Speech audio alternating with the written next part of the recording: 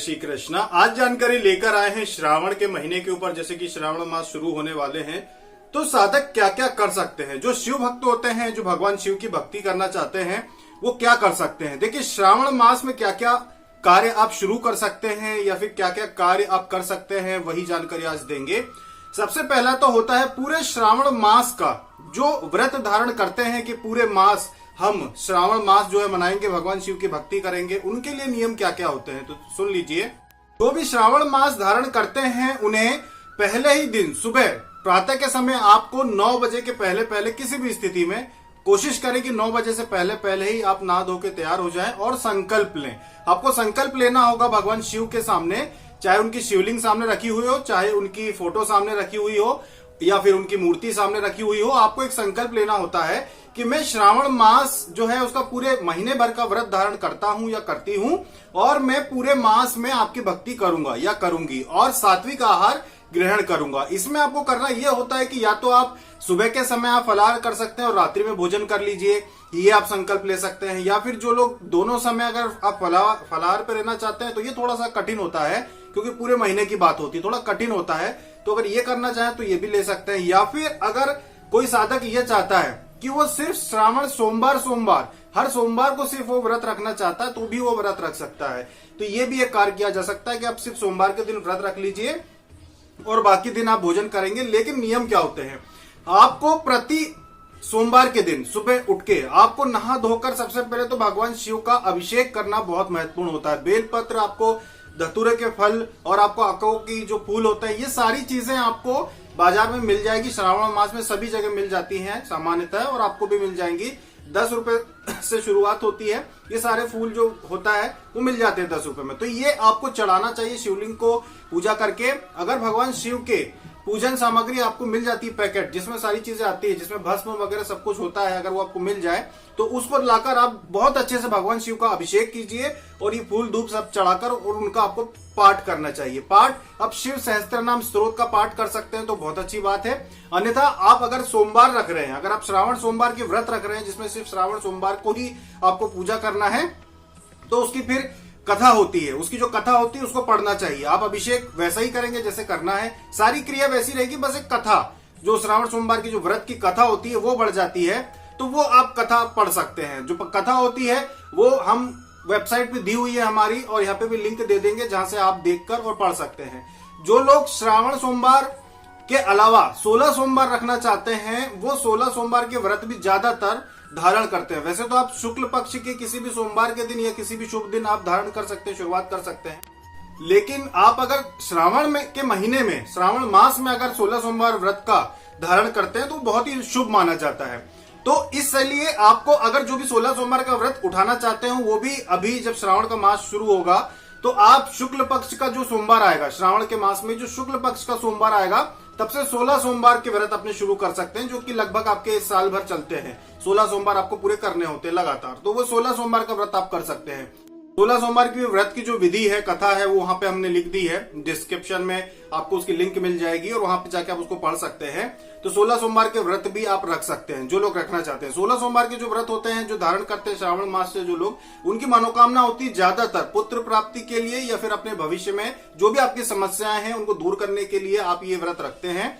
और 16 सोमवार के जो व्रत होते हैं ये बहुत बड़ी संख्या में श्रद्धालु रखते हैं, खास करके भगवान शिव के जो भक्त होते हैं वो रखते हैं इनको 16 सोमवार व्रत को। तो आप श्रावण मास में 16 सोमवार के व्रत भी उठा सकते हैं। अगर आप श्रावण मास मान रहे हैं कि पूरे महीने का आपका व्रत चल रहा है कि आप एक समय पे शिवरात्रि में भोजन करेंगे और दिन में आप जो है फलाहार करेंगे, तो भी आप 16 सोमवार का व्रत भी धारण कर सकते हैं, उठा सकते हैं।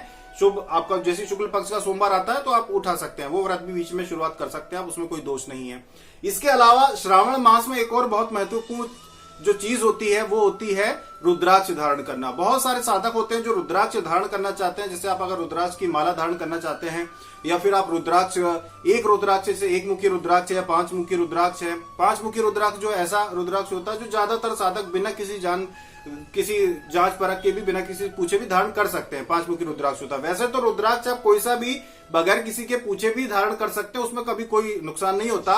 लेकिन अगर आप चाहते हैं कि आप अपनी राशि के अनुसार, अगर किसी ने आपको बताया है कि कोई विशेष ही आप धारण करो तो भी आप कर सकते हैं। रुद्राक्ष धारण करने में कभी कोई नकारात्मकता नहीं रहती है। सभी रुद्राक्ष कितने भी मुखी रुद्राक्ष हो वो शुभ होते हैं। तो इसीलिए रुद्राक्ष जो होते हैं उनको जो लोग धारण करना चाहते हैं वो भी श्रावण मास का इंतजार करते हैं, प्रतीक्षा करते हैं कि जैसे श्रावण मास आएगा तो हम रुद्राक्ष धारण करेंगे। तो आप शुक्ल पक्ष में, श्रावण मास के शुक्ल पक्ष के किसी भी सोमवार को रुद्राक्ष धारण आप कर सकते हैं। ये भी बहुत ही अच्छा होता है। रुद्राक्ष की जो मालाएं होती है जो आप जप करने के लिए हमसे लेते हैं, वो भी बता दें आपको कि जो जाप करने के लिए आप माला लेते हैं यही माला आप धारण भी कर सकते हैं, इसमें कोई दोष नहीं है।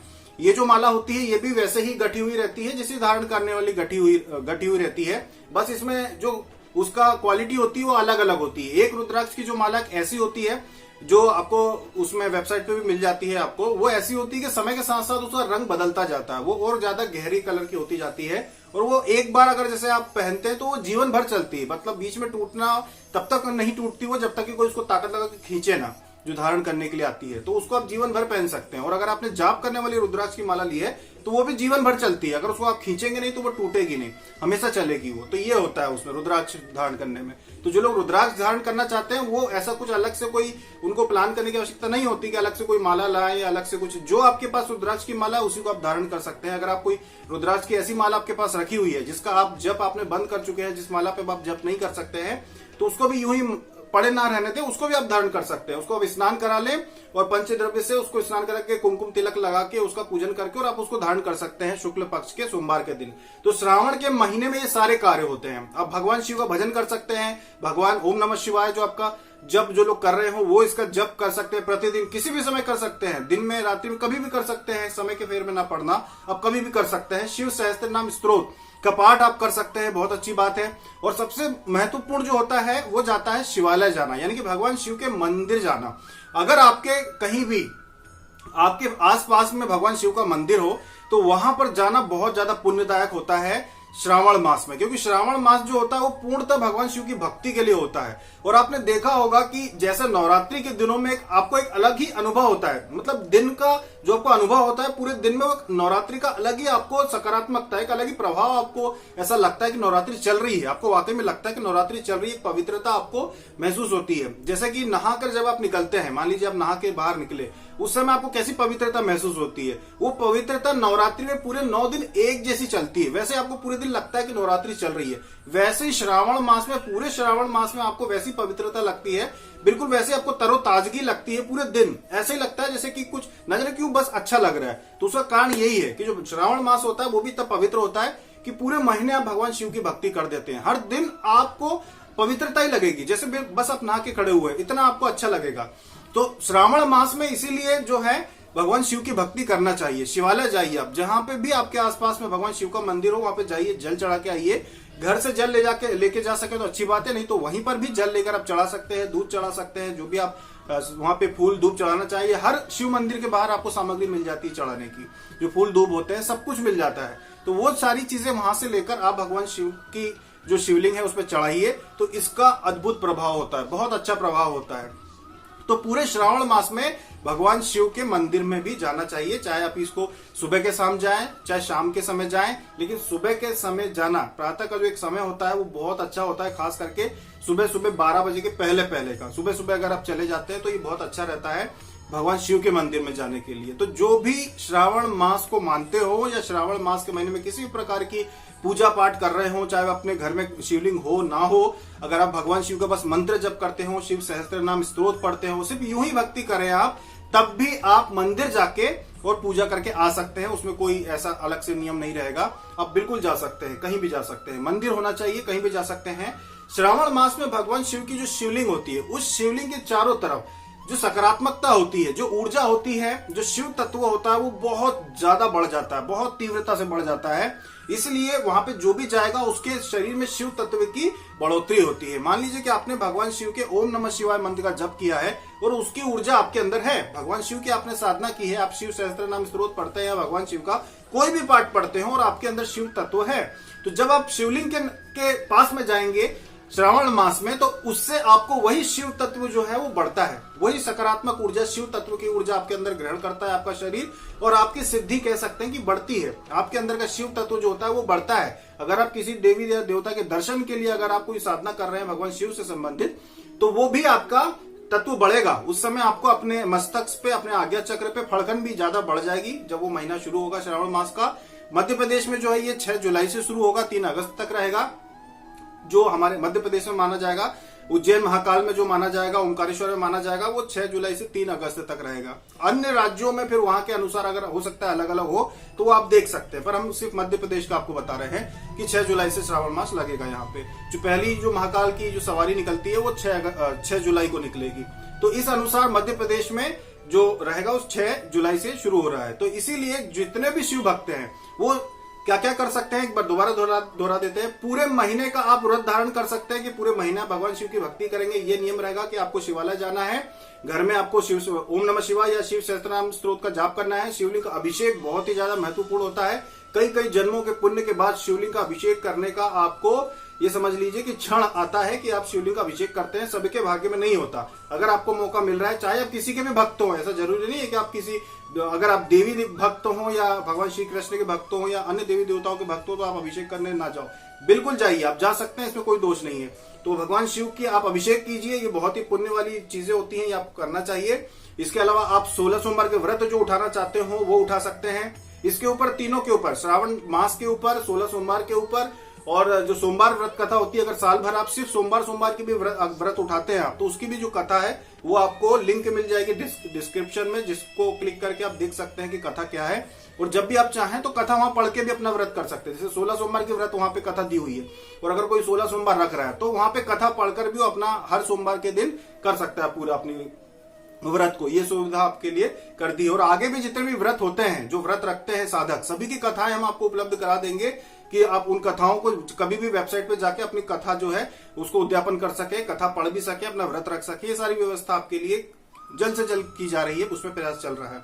तो श्रावण के मास में ये सारे काम आप कर सकते हैं। रुद्राक्ष धारण कर सकते हैं, जप कर सकते हैं, साधना भी उनकी कर सकते हैं, पूरे महीने का आप व्रत उठा सकते हैं, पूरे महीना भक्ति कर सकते हैं। और ये जो भक्ति है, ये कई कई जन्मों के बाद आपको ये क्षण आए हैं, ये मौका मिला है आपको भगवान शिव की भक्ति करने का मनुष्य जीवन में, तो इसको जाने नहीं देना चाहिए। अगर देखिए, सबसे बड़ी बात ये होती है, विदेशों में पैसा खराब करते हैं, उल्टे सीधे कामों में वो उनको आनंद आता है, लेकिन भारत में ये कितनी अच्छी बात है आपको कि ये जो त्योहार आपके आते हैं, जैसे श्रावण मास आ रहा है, जन्माष्टमी आ रही है, आपकी दिवाली आती है, आपकी होली आती है, ये कहीं ना कहीं किसी न किसी देवी या देवता से संबंधित होते हैं। और ये एक प्रकार के ऐसे त्योहार होते हैं जो आपको मनाना ही चाहिए। ये आनंद के लिए भी है, इनसे आप आनंद भी उठाइए, इन त्योहारों को बहुत अच्छे से मनाइए, प्रसन्नता के साथ, और बहुत आनंद उठाइए। यही जीवन का लक्ष्य है। खुशियां पल पल में आपको मिल सकती हैं अगर आप उनको समझें, पहचाने। तो हम हिंदू हैं, आप हिंदू हैं, अपन एक संस्कृति से जुड़े हुए हैं, तो उस संस्कृति में जितने भी व्रत त्योहार दिए जाते हैं, इनका आनंद लीजिए। बहुत अच्छे से इन त्योहारों को मनाना चाहिए, और यही असल आनंद है जीवन का, जो आपको हमेशा स्मरण में रहेगा। अंत समय तक आपको स्मरण में रहेगा कि आपने कितने अच्छे से मनाया। और विश्वास मानिए कि अगर आपके अंदर श्रद्धा जाग गई कि हाँ, मुझे श्रावण का जो मास है ये भगवान शिव की भक्ति में बिताना है, वास्तव में ये महीना आपको जो है बहुत छोटा लगेगा। ये श्रावण मास बहुत छोटा लगेगा आपको। अगर मध्य प्रदेश की बात करें, उज्जैन महाकाल की बात करें आप, तो अभी कावड़ यात्रा जब निकलती है, आप विश्वास नहीं मानेंगे, ऐसा लगता है कि दूसरे लोक में रह रहे हो, ऐसा लगता है कि दूसरे लोक में रह रहे हैं। इतने लोग कावड़ यात्रा पे जाते हैं, भगवान शिव की भक्ति इतनी देखने को मिलती है आपको उज्जैन में कि आपको विश्वास नहीं होगा। एक महीना बहुत छोटा लगता है, कितना आनंद से बीत जाता है कि क्या कहें। आपको विश्वास ही नहीं होगा कि यार ये वाकई में हम लोग धरती पर रह रहे हैं। एक अलग ही अनुभूति होती, चारों ओर भक्त ही भक्त, इतनी एक शिव भक्ति की लहर से दौड़ जाती है। तो इसीलिए आप भी इसको मनाइए, अच्छे से मनाइए, श्रावण मास को अच्छे से मनाइए। ये सारी चीजें आप कर सकते हैं जो आपको बताई है। और जो आपको और विधि अधिक जानकारी चाहिए हो तो आप देख सकते हैं, लिंक में जानकारी दी गई है श्रावण मास पे। अभी तक के लिए इतना ही। जय श्री कृष्ण।